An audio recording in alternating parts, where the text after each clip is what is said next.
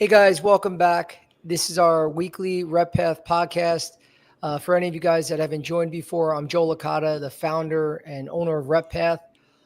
We've been doing a Rep Path leadership series, but today we're gonna pivot a little bit and focus this on the entry level individuals that want to break into the medical sales industry. Because today we're going to talk about how to do it.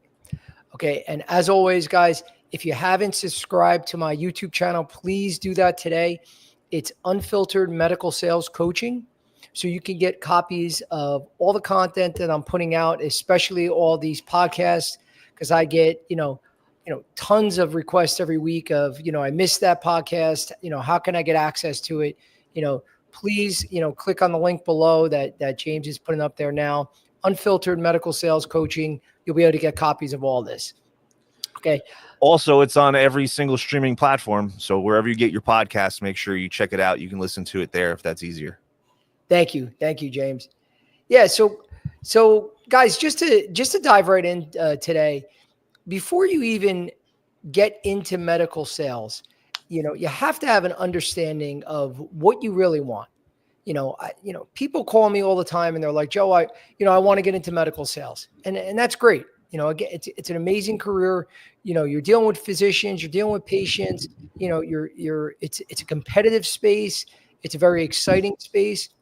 Whenever you're dealing with healthcare and you could get financially rewarded where you're affecting patients' lives at the same time, I mean, that's a great place to be. It's very rare, and it's also very lucrative. But you have to have an understanding and know, what does medical sales actually mean and what exact space do I want to get into? Okay. So when you talk about medical sales, there's a couple different avenues. Do you want to go into pharmaceutical sales? Do you want to go into device, diagnostics, capital equipment, distribution?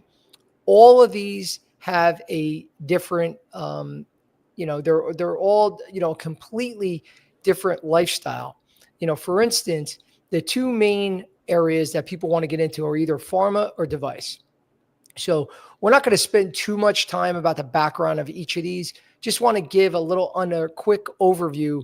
So some of you guys that are just diving right in, you have a little bit more knowledge. You got to do a lot more research. Obviously, reach out to me, schedule one-on-ones. We can dive, much deeper, to see what the best fit is for you and your background. But the two main ones are device or pharmaceuticals. A couple of quick, pros and cons about both. Number one, if you're looking for a more free lifestyle where you're not going to miss your kids' games, you're going to be more on a schedule. It's more of that 9 to 5. Some would even suggest it's less than 9 to 5. Then pharmaceutical sales is definitely less hours per week. Typically, now I know people listening to this call are going to be like, "Hey, man, I work really hard. I put in 60, 70-hour weeks." Good for you. You might do that. Overall, I'm just telling you what I've learned in almost 25 years in the industry. Pharmaceutical reps have more of that 9 to 5 schedule. So you're going to be able to make those dinners with friends. You're going to be able to make the birthday parties with family, whatever scheduling you're pretty know where you're going to be because you're calling on physicians in their offices. So you're not going to be stuck in cases like in device. Device is much more unpredictable. I've had cases sometimes go to 2, 3 in the morning. Sometimes I had dinner plans I canceled, weekend plans that canceled. Sometimes a case gets booked. It could happen on a holiday. It can happen on your birthday. It could happen on a vacation. If you don't have coverage, which you should have coverage, you got to make sure you're there. So the lifestyle is much different between the two of those. So you have to know what you're getting yourself into. Both are great careers, but it's night and day in terms of the hours in an actual medical facility is much more on average in device. In terms of day to day, most device reps typically, are in cases a lot. So you have to understand too, am I really selling all day long? Because a lot of individuals trying to get into the industry, they think you just walk into offices and hospitals and just do presentations all day. That's not realistic, guys. You're probably only selling 5 to 10% of the time. And people think that's crazy. Like, wow, what am I doing the rest of the day? The rest of your day can consist of covering cases, you know, chasing down, physicians to try to get in front of them, you know, sometimes working with patients because that, depending on the device, that takes a big part of your day, so your actual face time with doctors is a lot less. Now, for a pharmaceutical rep, the majority of their days is not in cases, but they're typically in their car driving from office to office. You know, they're going into doctor's office. Some of them they have good relationships with. They're getting a couple minutes with. Sometimes they're just dropping off material, dropping off samples, going to the next doctor, setting up the next appointment, the next breakfast or lunch. For any of you not in the industry, you have to understand the access is insane how difficult the access has gotten each year since I've started. So when I first started in the industry, you were able to walk into hospitals, walk into doctors' offices. You wait outside their exam rooms. When they pop out after they see a patient, you stop them in the hallway. Hey, doc, I got a new product. Or, hey, what do you think of this patient type? How would you treat it? And then try to get, a couple minutes with them. Now the access has drastically changed. A lot of these offices now are owned by larger hospital groups or hospital systems. So there's much more red tape in place. Going into hospitals themselves is night and day from walking in there with scrubs on and seeing doctors. Now you have to be what's called vendor credentialed. So if you're not credentialed, you cannot get into the hospitals. And even after you're credentialed, so you'll get on, some of the popular vendor credentialing. You guys can look this up. And again, we can have deeper conversations. Is VendorMate, IntelliCentrics, WebTrack, which I think we brought out. So drawing a blank on some of the others. But you have to even be credentialed on those systems first before you actually get into the hospital. And then there's days that the doctors or the nursing staff or the secretary, whoever the receptionist is, has to have you down in the system that you have an appointment that day. So you could be credentialed. They don't have you on the books that day. You're not getting in the hospital.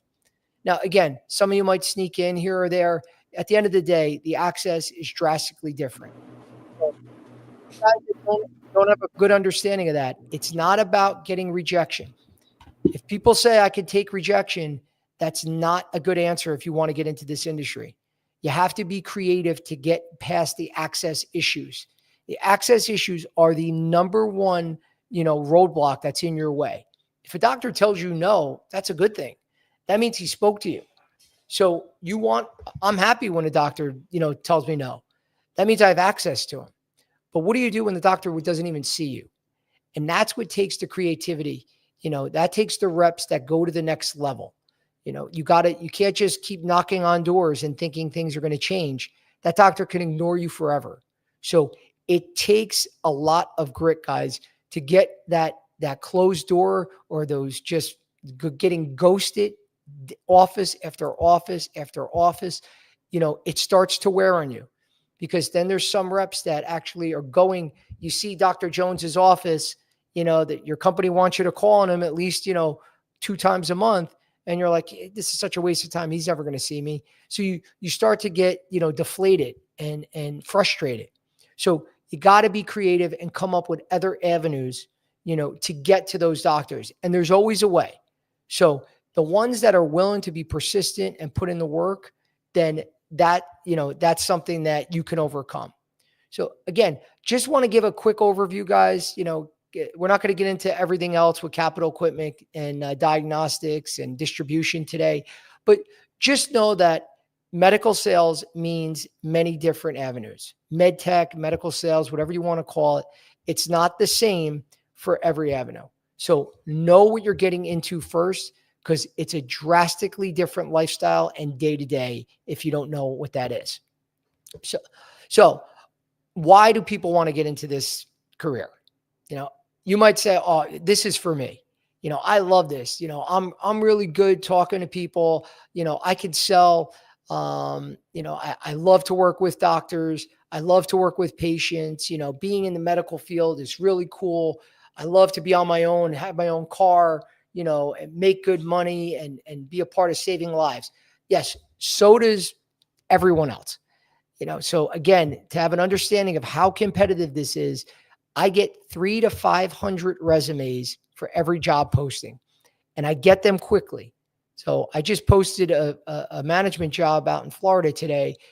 I've already got over 250 resumes in less than a day, and by Friday, that'll be well over 500. So now, granted, there's a lot of reps out there, a lot of candidates that aren't really qualified. They're taking a chance just to get their resume in front of me, but there's a lot of great candidates in there. So you have to understand it's very competitive. If you want to do this, you have to really be committed to put the work in to break in, and then once you break in, now it's a whole nother level of competing and trying to be the best rep, quarter after quarter. So everyone wants this great career to get into, but you got to have that commitment, guys, and work ethic to always want to be the best, because it doesn't stop. You can win 5 President's Clubs in a row. You don't hit your number a couple quarters in a row, your company's going to get on you. You heard that saying all the time. I'm sure you guys have heard it. You're only as good as your last sale. It's very true, especially in medical. So you have to be committed to the work, committed to continually getting better in this industry. So let's talk about, what that means about getting into the industry. So some of you guys that, some of you younger guys that haven't graduated from college yet, and you want to do this, to make that mental commitment now while you're still in school is the best time to do that. And I know, guys, I've been there. I was supposed to be a doctor, when I was in college, and, I obviously pivoted to sales. So I never thought I wanted to go into medical sales when I was back in high school and my first couple of years of college. I figured that out, towards my later years and when I got out of college. But for some of you that know, like, this is for me, now's the time. The best thing you can do right now, if you're a freshman, junior, a sophomore, junior, get sales experience. Whatever B2B sales jobs are out there where you're in front of customers face to face. Now, you could take inside sales jobs, making phone calls, trying to sell whatever product or service. There's nothing wrong with that.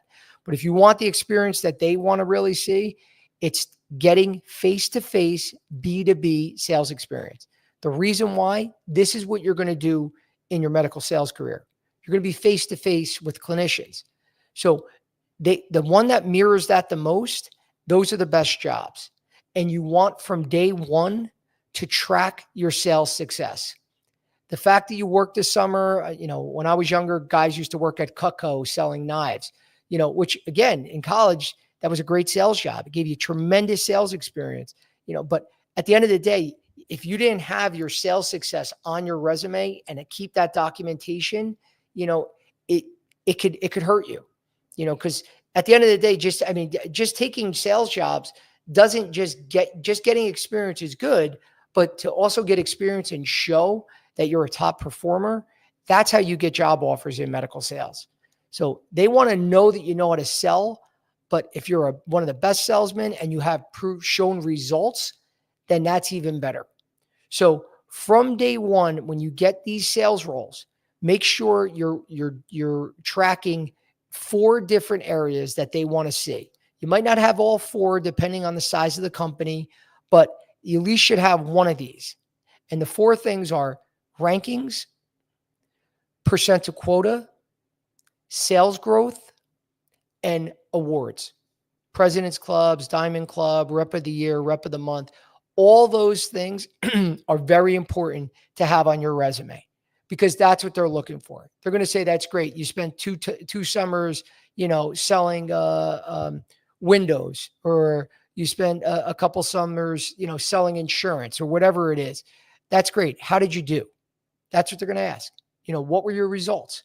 Now, if you have that down on your resume and you have the documentation in your brag book, and for some of you that don't know, a brag book is a list of all the documentation, printouts of everything, the hard copies of your rankings, of all your successes that you could have on paper. Anything that's in your resume that's a result, you want to make sure you can back it up with your brag book.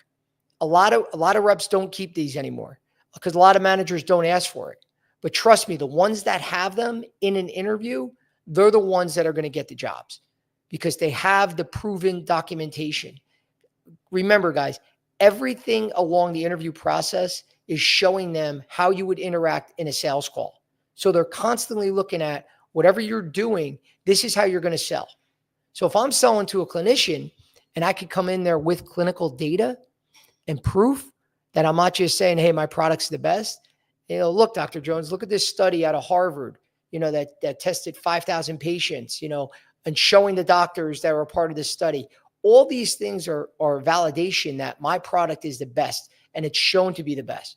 So when you're doing that, you're doing the same thing with your results.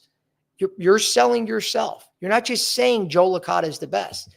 No, look, I have the proof right here. So getting that documentation now is the best time. So any of you in any sales roles, it could be for a mom and pop company. I don't care what it's in, because I hear this from you guys all the time. Joe, oh, my company didn't track that. That's BS, guys. I don't care if they did. You should track it. If you're in a sales role, you should keep track of every sale that you made. You should be asking your manager, your boss, if there's 2 reps in the company, what am I ranked? How am I doing up against Bob or Susan? You want to know that and put that down because you should only be concentrating on being the best. You do want to compete. They're all about competition in this business, guys. If you don't want to compete, do not get in medical sales. So if you have that and you put that in there, do it now. Don't make the excuse, my company doesn't do that. You should be tracking it yourself. If you sold $10,000 worth of product this month and you sold 20, you could put down that you doubled your growth month to month. So have all that, documented, start it now, and it's going to help you, in your future breaking in. The other thing is when you're trying to break in, some of the things you can do now, start networking now, and I'm not just saying get on the phone and just start calling reps. It's not a bad idea to reach out to reps and, learn more if you don't know much about this industry. Because to really learn, we used to be able to do ride-alongs where you could find a rep and say, hey, can I take you out for lunch or buy you a coffee or whatever? And then they take you out for the day and you could shadow them. It's much, much harder now, guys, where a lot of restrictions within the hospitals, within the offices and companies where they don't allow that as much. You might find someone here or there, and that's great. But you want to learn from these reps, but at the same time, focus on the reps and companies where there's an opening and where you want to work. Because building those relationships now, letting them know that you want this, and you're going to stay on top of them. You're going to keep after this until you break in. That's what they want. They want individuals that are showing that they're committed, and that they're in it for the long haul. So building relationships now is key, because when you get in the interview process, that's one of the keys when you're sending out your resume. We don't just get the resume and then shoot it out and then cross your fingers and say, oh, hopefully somebody responds. That worked 15, 20 years ago. It doesn't work anymore, guys. So it's about building relationships, and the relationships are what help you get a job. I mean, let's be real. If your father or your aunt or uncle is the VP or the CEO of the company and you want to get in versus someone else and you have similar backgrounds, who do we think is getting the job? So it's the same thing, guys. A lot of people still get jobs because a friend recommended them. Because most individuals and most, sales-minded individuals, as long as they can get in front of someone, they do a pretty good job of selling themselves. So, I hear that all the time. Joe, I just got to get in front of someone. If I get in front of them, I'm really good, presenting myself. Yeah, so is everyone else. So do whatever you can to continue to sell yourself and have conversations, show your personality. When they look at a resume, they don't see your personality. They don't see any of that. They don't know what kind of energy you bring. Come in with that with that energy onto the phone calls, and then you'll start, seeing the responses, the positive responses you'll get from these individuals, And also when you're networking, there's sometimes like anything else, you meet someone, you find out different connections that you have, and then all of a sudden now you got a friendship, where they're trying to help push for you. Because you never know who you're talking to. It could be a sales rep that has a lot of say, and is close to that hiring manager. So always put on your best, send your best representative of yourself every time you're having a conversation, because you never know who can help you break in. So number one, getting that sales experience. Number two, building those networking, building those relationships. And next is, no matter what job you're in now, you have to focus on what the transferable skills are.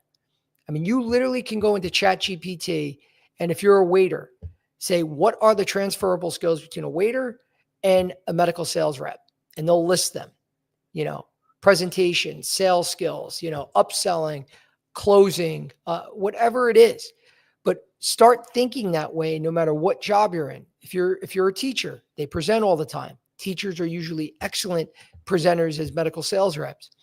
Anyone clinically, if you're a nurse, a tech, any clinical role, obviously they do really well. They a lot of them are, start out as clinical specialists, but once you know how to sell and clinically you're very strong, you're going to be very good at selling, whatever the product is. So a lot of times anyone with clinical backgrounds do very well in this industry. So you want to make sure you're showing those transferable skills, because the big question that gets asked all the time, well, what if I don't have experience? Can I get into the industry? And the answer is yes, because every single person that has ever worked in the history of any job at one point didn't have experience. So there's always a way to break in. Don't listen to people if they say, if you don't have experience, you can't get in. That's not true. Is it harder if you're going against a rep with 5 years of device experience with sales success? Yeah, of course. But that doesn't mean you can't break into the industry. Even if you don't have a 4-year degree, you could still break in.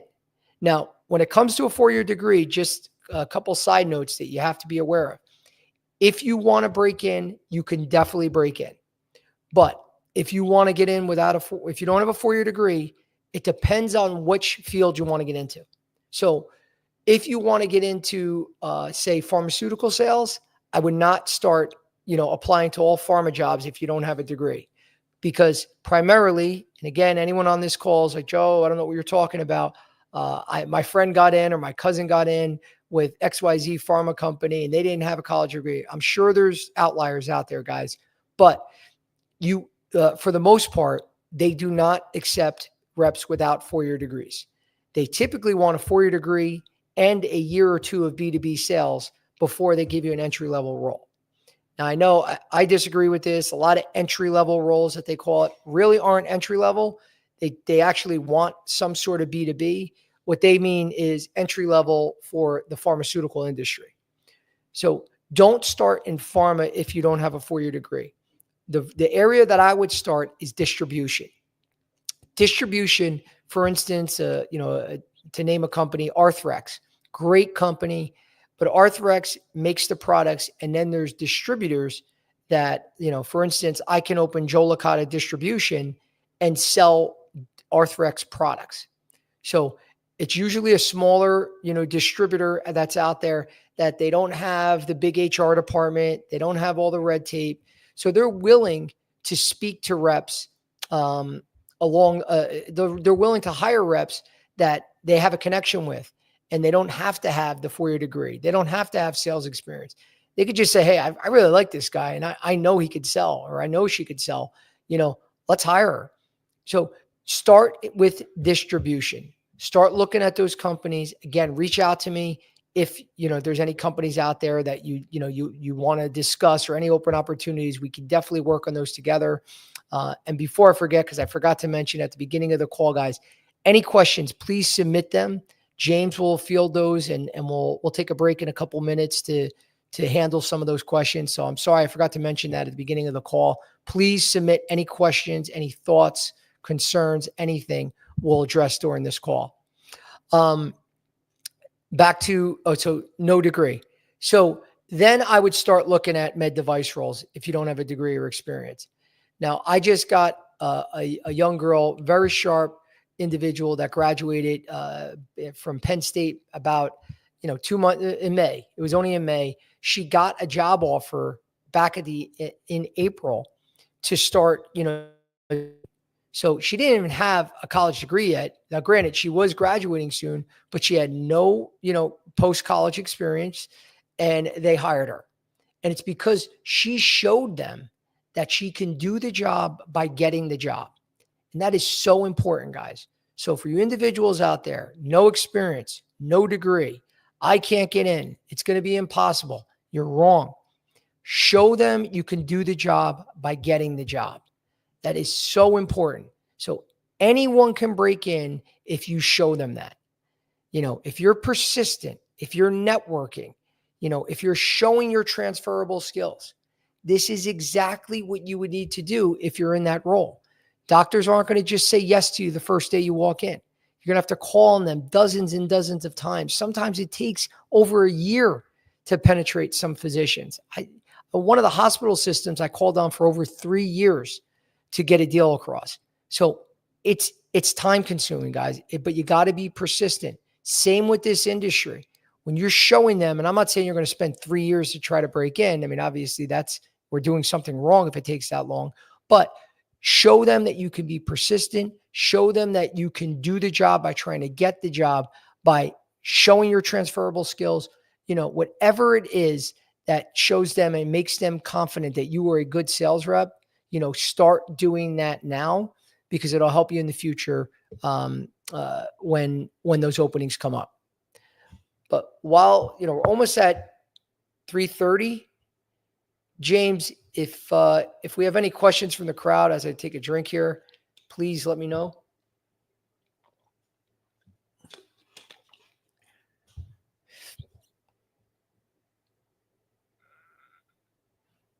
James? I was muted. I apologize. Almost famous kid. Thank you for sharing. Almost famous kid on Instagram said, "Thank you for sharing your experiences and insights in the sales field." We have, let's see.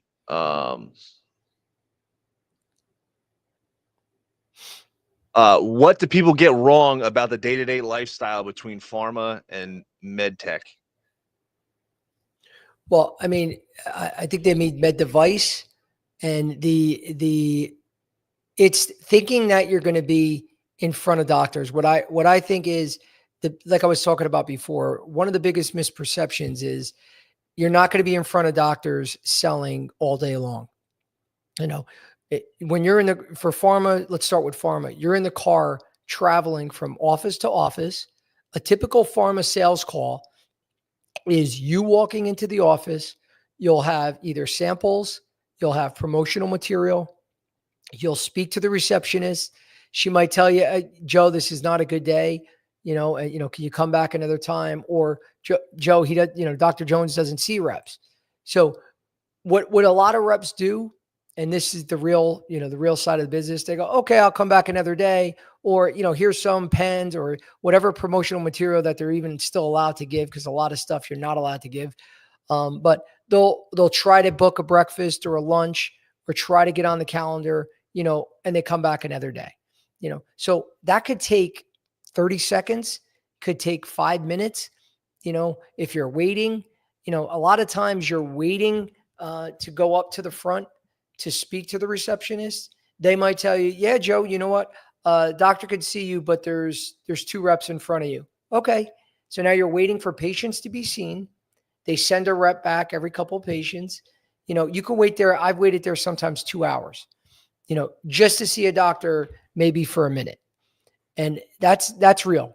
So it's not, hey, doctor, and you come in with your easel and you're presenting and you got your products and you're talking to him or her for 45 minutes. It doesn't work that way, guys. It's usually something quick. You go sit there in the back, or you see them in the hallway and they're like, Joe, what do you got for me today? And they're literally waiting outside the exam room to go in to see their next patient. And they go, oh, okay, great. That sounds good. And then they walk in to see a patient. So that's a real call that, your job is to keep them engaged, is to do something, each time that isn't repetitive. A lot of reps, they get lazy. They call on a doctor 10 times and then they get in there like, hey, Dr. Jones. And he's like, yeah, Joe, I know, you got XYZ drug. Trust me, I'm trying to find you patients. Okay, good. And then they walk out. I mean, that happens a lot. So you have to bring value, because these doctors, if you're constantly not bringing value, they're going to give you less and less time. So long-winded answer to, you have to understand that, but it's in pharma, but it's also in device too. You're not selling majority of the time. You're traveling, you're trying to book appointments. On device, you're covering cases. You might be meeting with patients, but your FaceTime with physicians is probably only 5% to 10% of the time. Okay, we have how do I position myself if I don't have President's Club or any rankings yet? Well, start looking at your quota. You should have a quota. And if not, if you're starting a sales job today, guys, that's another good thing to bring up. Ask your manager, what's your quota? If you work for a mom and pop, what's our quota? They should know something. They might just say, just go out there and sell. I don't care what you do, but ask them, give me a quota. What is a number I'm supposed to hit this month? Give yourself something that you have to achieve. Going out there with your head down and just trying to sell is, there's nothing wrong with that, but you should have something in mind that, like, all right, I'm going to close 10 deals this month.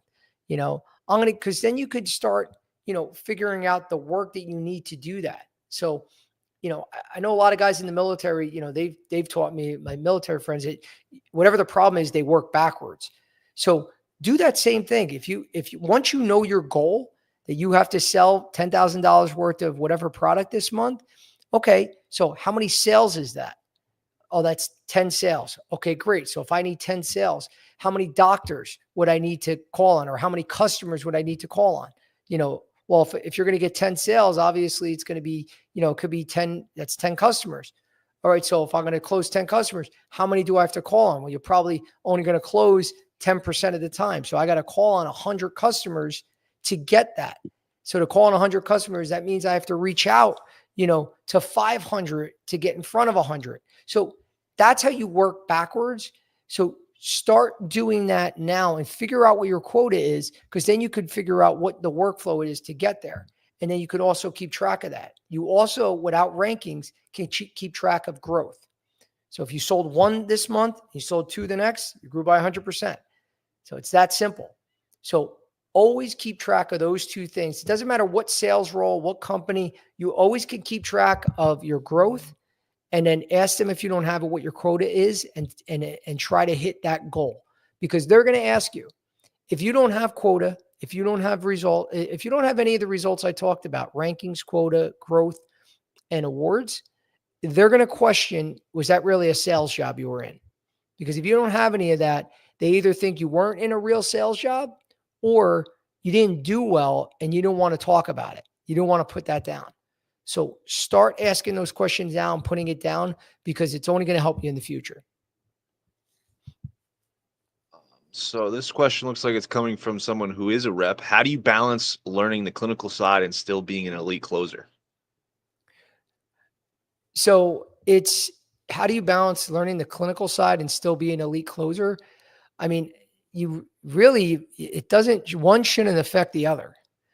I mean, if you're most high performing reps, if they have clinical responsibilities, they have to be good at both. So so let's talk about the clinical side. Most individuals think to be good clinically, you have to be the one that's totally owning the room and talking the whole time, and like almost like a conductor. Okay, nurse, you do this. Dr. Jones, okay, take that, put this here, do that. It's not the way it works, guys. The best reps shut up and they don't jump in until they're needed.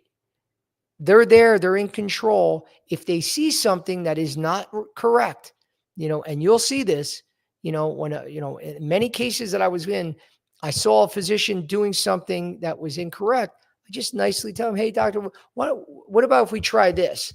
And they get it. They know that, oh, shoot, he was right. I forgot that you have to, put this one piece on, or, I have to go laterally, or, anterior instead of posterior, whatever it is. They, sometimes it's not a big deal, but they know that you're there, and when to jump in and when not to. So being clinically sound is great, but more importantly is knowing when to talk and when to shut up. And the majority of the time you should shut up and just be quiet. You don't want to jump in and be the chatterbox in the room and just constantly, feeling like you have to say something to say things. That's not what a good rep does. It's not what a confident rep does. So you will get more respect by jumping in when they need you and not, trying to take over the case. That you won't get invited back if you're doing that all the time. Because at the end of the day, the physician is responsible for that patient. No matter what goes wrong, your device, something else could go drastically wrong. It's still on the doctor. You're there to be an asset, but you're there to assist the doctor and his staff. So that you have to, do well. That's one aspect on the clinical side. And being a good closer, you closing obviously is very important, but it's not about every call closing. You're closing on interviews. That's great. They want to see that you're closing, but it's always moving the process, further along. If a doctor uses you for one procedure and there's 10 other procedures that he can use your device on, it's starting with that low hanging fruit and getting that physician comfortable using your device on that patient. Or if it's a medication, trying it out on the real bread and butter patients. And then once they get get comfortable using that drug, now we start moving them along the line to the patients that, also can, find the need for this, but they might not be thinking of firsthand. So it's that progression. The good reps, the top high performers are constantly progressing the sale. It's not like they're just closing. Hey, doc, do I have commitment every time you're with them? No, it's building trust. They got to know that, Joe Licata, every time he comes in, I have nothing to worry about. If I have a question, if there's a problem, Joe's going to be there. He's going to help me. That's the biggest compliment they can give you guys, is that they trust you, because then you'll earn the respect of that physician, and then they'll want to use you more and work with you more. So those two things are separate. I hope I answered that, but don't look at them like you got to do one at the same time. They're two separate things. But if you do both, and follow some of the tips I just gave, you'll be in good shape. Yeah, I think he meant like learning the clinical side more so than actually being in the clinical side. Is it still worth applying if you don't have business to business, B2B experience or clinical background? 100%. That's the quick answer. The answer is yes. But what I would, the question I would ask you is, how bad do you want this? If you're a lot of reps, a lot of candidates, they want the instant gratification. They'll say, if I can't get, if I want to do this, but I don't want to go back to school, or I don't want to spend a year doing a B2B job. That's just too much time, too much work. Guys, you could be in this industry for 50 years or more. So if you're not willing to put in some extra time, trust me, your competition is. I question, is this the right, field for you? So if you don't have that experience, you don't have the B2B, try to get it. But if not, as you're applying, show them, do the things that I talked about. We're showing them you could do the job by getting the job. Show how you can, you have those transferable skills to be a great sales rep by whatever you've done in the past. You could have been a waiter. Again, waiters could be great sales reps. They're constantly interacting with customers. The great reps are upselling. They're selling. Instead of just taking an order, they're trying to get the patron to get a beer or to order a dessert, whatever it is, to bring that check up, because then they're going to make more money with their tip. So do whatever it is and illustrate those transferable skills, and you will be able to break in. So but my question back is, how committed are you? And do you want to really put in the work and the time? Because your competition is going to do it. So if you're not willing to do that, then don't move forward. So that kind of goes into the next question, actually. How can I showcase those transferable skills from places like retail or even athletic backgrounds? Yeah. So first off, with an athletic background, a lot of companies, you'll hear companies, they love, scholar athletes. They, if you're a Division I football or baseball player, a lot of college athletes, they love college athletes. A lot of companies. Reason being, you know how to compete. So competition is key. They want you, if you know how to compete at a high level in sports, then you're going to be able to compete at a high level, at least, theoretically, in medical sales. You want to be the best. You know about putting in hard work. You know about discipline, commitment, all those are transferable skills that you're going to need to get into medical sales. So it's obviously same goes with the military. It's hard work, it's commitment, it's discipline. All these things make you a better rep. And so just illustrating that, and giving examples. So that's another key thing, guys. No matter what you do, whether it's talking about a transferable skill or about whatever reason it is why you're a good fit, don't just give an adjective without a follow-up example. Especially when you're in the interview process, one of the worst things reps can do is, I'm a hard worker. If you're a hard worker and you didn't show me during this interview process how hard you work to get this job, that means nothing to me. It actually can hurt you, because I'm like, well, you're just all talk. You had a chance of a couple of weeks during the interview process to really show me how hard you could work, and outshine the other candidates, and you didn't. So those just become words. But if you say, no one's going to outwork me, as you can see during the interview process, I created this business plan based on the research that I did by speaking to 5 different reps. I reached out to 60 reps at this company, spoke to these 5 reps. You list them. I worked with a medical sales coach, and I'm not just saying that to throw in my, my cheap little promotion for RepPath, but it's true. Show them whatever you did. I have an aunt or uncle that's in the industry. She's my mentor. I spoke to her about this. I've researched things on YouTube. I've researched things online. I read these studies. I spoke to these physicians.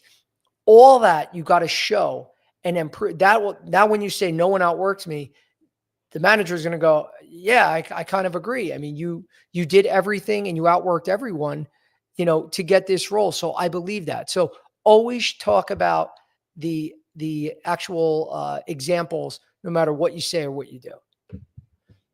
All right, that's all we got for right now. Okay. I'm sure there'll be a couple more towards the end of the show. Sure. Perfect. Thank you. Yeah. So next we're going to talk about, resume and LinkedIn.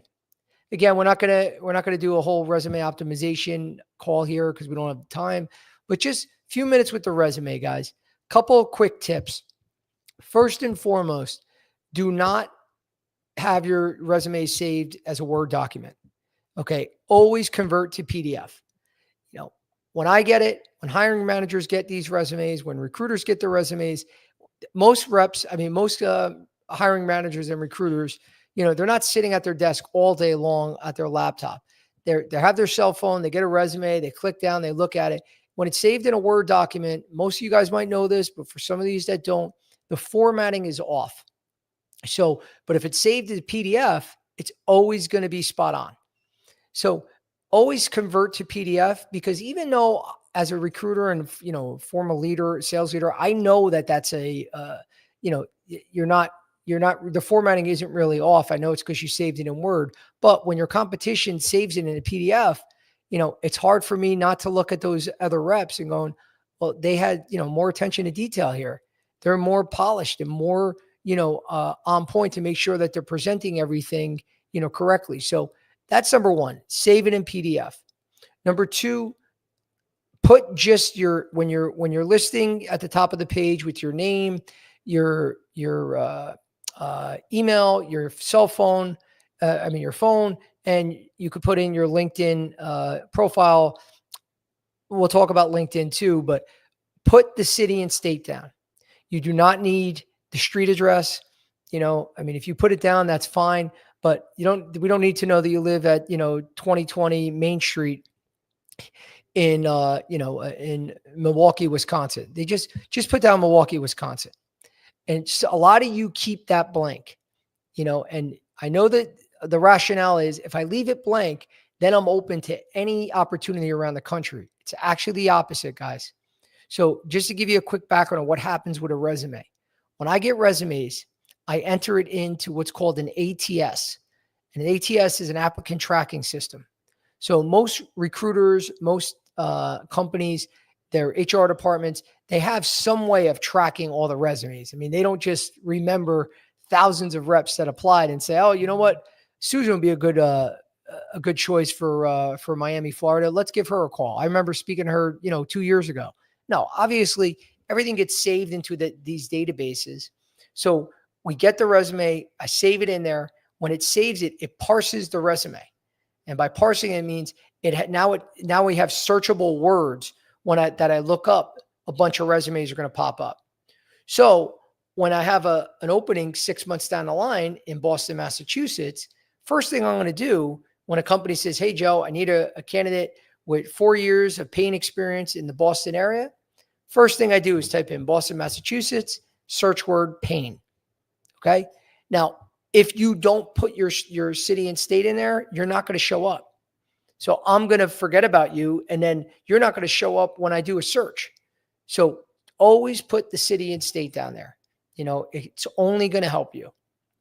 The other thing is the difference between when you're actually writing the resume, when you get into the summary.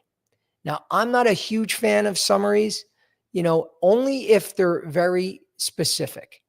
So if you look at your summaries today, and I challenge you guys all to do this, look at your summary and you'll get a feel just by looking at it.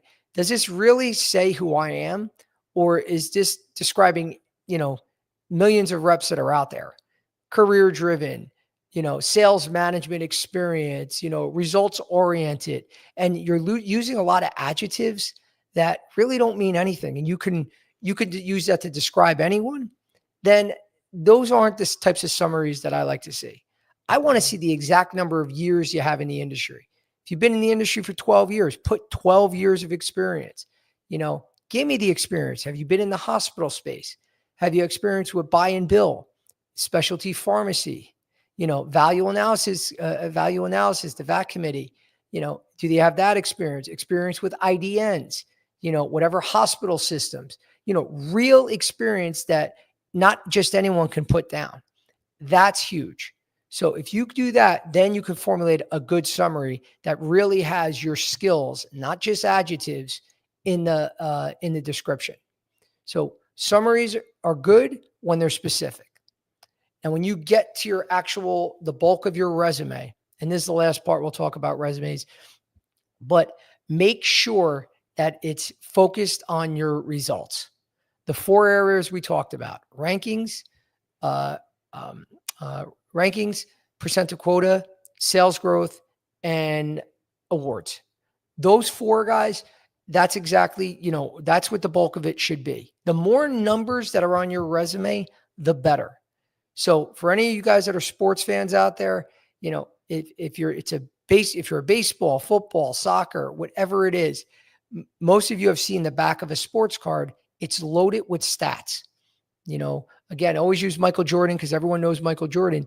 Michael Jordan doesn't have descriptors about how Michael Jordan, shot 30,000 shots a day and did 500 push-ups. And sometimes he passes the ball to Scottie Pippen. Sometimes he dunks the ball. Sometimes he dribbles down the lane and pulls up and shoots a jumper. Those are all daily activities. They don't need to see that. They want to see 6-time NBA champ, 5-time MVP, 10-time scoring champ, 20-time All-Star. Those are his results. So that's what I want to see. That's what hiring managers want to see. They've never in the history of medical sales had a manager ever said to me, "Joe, that rep was so good, but I got to be honest, she just had too many results on her resume." I mean, it's just not going to happen, guys.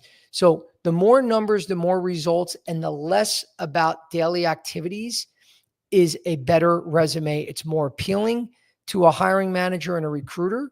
And those are the reps that are going to get more interviews booked. So when you're talking about your daily activities, that's you save for the interview. The resume is supposed to pop out with your results. So then the hiring manager goes, who is this guy? I have to meet him. You know, who is this Beth person? I got to meet her. You know, and then when you get in front of them, that's when you say, here's my strategy. Here's how I did this. Here's my daily activities. This is what I did every day. You know, here's my process. That's what they want to hear in the interview. But you don't want to have that all, blended in and just very verbose on a resume. It bores people. They don't really read it. But when they see results, their eyes get attracted to that. So make sure that that's your focus with your resume. And when it comes to LinkedIn, some of you that if you're going to put your LinkedIn profile as one of your contacts on there, make sure that it's airtight and it exactly matches your resume. So a lot of you, let's be real, guys, you leave jobs out that you were there 3 months, or there was something that happened you don't want to really talk about. So you don't put it in there, and then your resume has it, or vice versa. Your resume doesn't have it and your LinkedIn does. If they don't match, huge red flag. Now, I've had recruiters call me, and there's times that I miss it too. And they're like, Joe, what happened? It shows on the resume that he, went from Stryker to Medtronic. But then when I look at his LinkedIn profile, he had ABC company in between.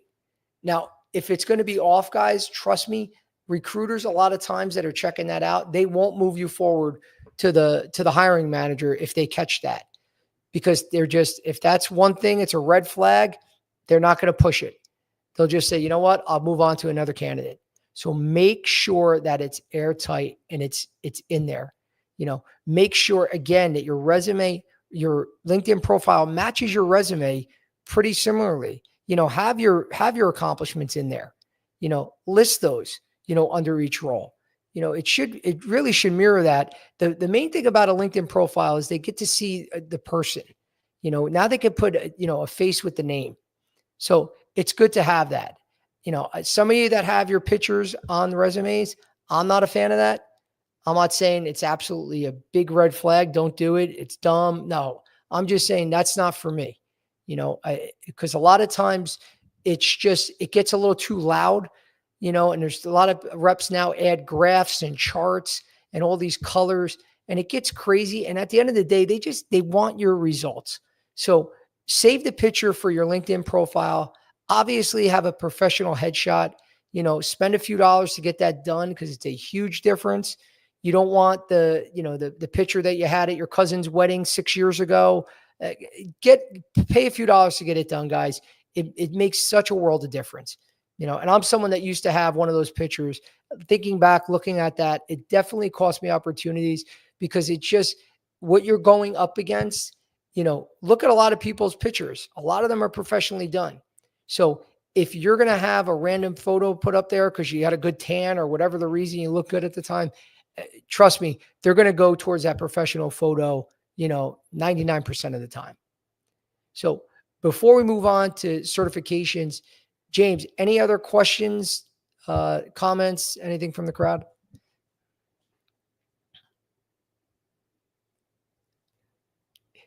You're on mute again? Yep, I am on mute. I just don't want you to hear the fan going in the background because our AC is off. It's okay. Where is it? How should reps approach networking on LinkedIn the right way without being spammy? So again, start with the opportunity that really exists. So don't just, again, you want to reach out to people here and there, give a number. If you're just blindly reaching out that, I'm going to reach out to 10 people a day, 20 people a day, create the little message that you want to send out, personalize it to whoever you want to send it to. But I think network with a purpose. Don't just network to network, because you can spend the next 40 years of your life contacting people on LinkedIn and having conversations and get nowhere. It's an amazing resource, but there's just too many people. So see what the opening is first. If there's an opening at Medtronic, in their CRM division, then start with reps in whatever area you want to work in that are in the CRM division of Medtronic. Don't just send, connections out to people that just work at Medtronic. You want to be more laser focused start with where the opening is and then network around that opening. That's the best way to approach it, because especially when there is an opening, and obviously the other reps, they're going to know that there's an opening there. And when you say, hey, I'm interested, or I just applied, I would love to jump on a call, just a couple minutes of your time, they're more likely to respond to you than if you're sending out to another Medtronic person that doesn't even work in that division. Medtronic's a huge company. They might have no clue that division even exists, because when I worked at Boston Scientific, there were divisions I didn't even know that were part of Boston Scientific. I would meet reps in the field, didn't even know we worked at the same company. That's how big it was. So if there's an opening in another division, I don't even know about it. And I'm less likely to respond because, quite frankly, it means nothing to me. So definitely start with the opening and then network around that opening. Okay. Where is it? What's more important, shadowing reps or taking a sales training course?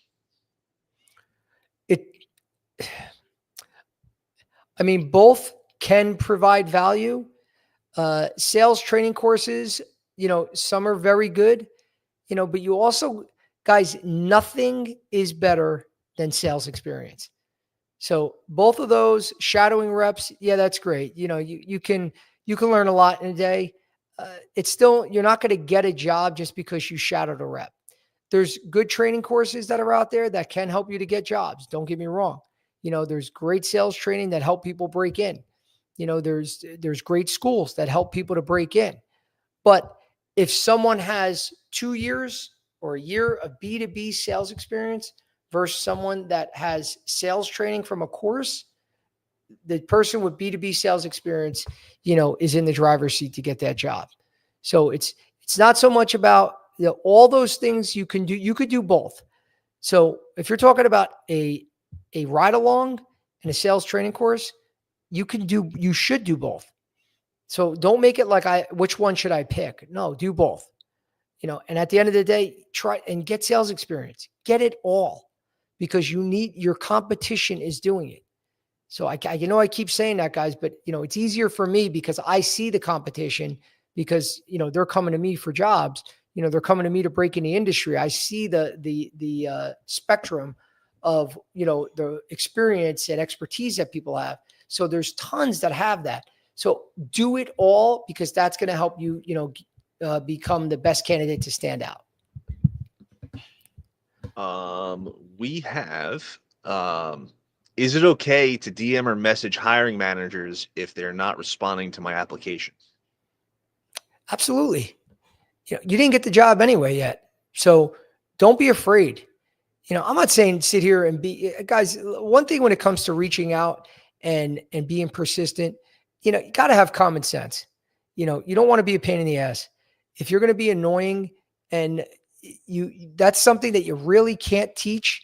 There isn't something that's a rule like every, 36 to 48 hours, you could send a message. Like there's no written rule for that.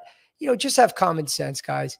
If you really want the job, and especially if the hiring manager spoke to you, interviewed you, you have the right.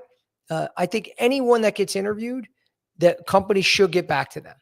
And we've had this on previous podcasts where, sometimes this is where companies, some do a great job, some don't. And even with recruiters, you're waiting for companies to get back to you, and it's a couple of weeks before they tell you, yeah, no, we're going to pass on that candidate. I don't think that's right. I think once they know that they're not moving forward, they should let the recruiter know, and there should be a direct, message to that candidate at a respect of their time. So getting back to the follow-up, definitely follow up, be persistent, but just common sense. Don't be a pain in the neck. And then also don't get frustrated because someone isn't getting back to you and get deflated that like, oh, this sucks, I'm never going to break in. You guys, just move on. You should have plenty of other opportunities that you should focus on. Don't just focus on the one opportunity, because you will get let down many times. You just got to keep going. I think this is from the same guy asking about messaging reps, what's the best way? Hold on, where is it? What's the best way to send a message to a rep or manager on LinkedIn? Best way to send a message to a manager on LinkedIn, is the shorter the better. You want a simple rule. If I have to scroll on my phone to read a message, it's too long. So a lot of you guys do this where, when you send a resume, for instance, when it comes to sending this, don't say, I get this a lot. And some of you guys might not do this. Some of you do, Joe, I'm interested. There's nothing that frustrates me more. I have no idea what the hell you're talking about. You didn't even tell me the job you're applying for. Sometimes I'm working with 30, 40 openings at once. I have no clue what you mean. And the more that I have to try to figure something out when I'm, doing a million other things, most recruiters aren't going to do that. So you want to just quickly, in a couple sentences, just ask what you want to ask. If it's about an opportunity, hey, Bob, I'm interested in the Southwest district manager role, or the Southwest entry level role for, ABC company, very excited for the opportunity. Would love to, here's my resume, and would love to discuss, whenever you get a chance. How's Monday or Tuesday? It's just something real brief, and I'm making that up off the top of my head, but the shorter, the better. Get to the point, send your resume. Don't write War and Peace and thinking they're going to read all that, but also don't just say, hey, I'm interested, and send a resume. You got to give a little bit of clarity of what you want. And I think that is it. Yeah, that's all I have right now. Perfect. I think, for today, we're a little over time, which is fine. Just anything moving forward, guys, and we'll continue these. Again, we do podcasts every Wednesday at 3 p.m. Eastern. So some of the things that we didn't get to this call, we'll definitely get to on future calls. But any other questions, any of you out there that are trying to break in or trying to advance in your career, and you're stuck, you hit a roadblock, and you don't know where else to turn, definitely reach out to me. You can either shoot me an email, joe@reppath.com, or send me a message, DM me on LinkedIn. And then, like I said at the beginning of the call, guys, please subscribe to my channel, an Unfiltered Medical Sales Coaching, and we can book one-on-ones and get to exactly the needs that you need. And lastly, before we end the call, for any of you on this call, and specifically for any lobby members, the promo code for today is Licata, and that's Licata. So shoot me that if you're looking and you're interested in one-on-one training, to get additional discounts. So that's anyone on the call, including any lobby members. The promo code is Licata. So I thank you guys again for joining. Hope to see everyone next week, and look forward to hearing from you guys soon. Have a great week.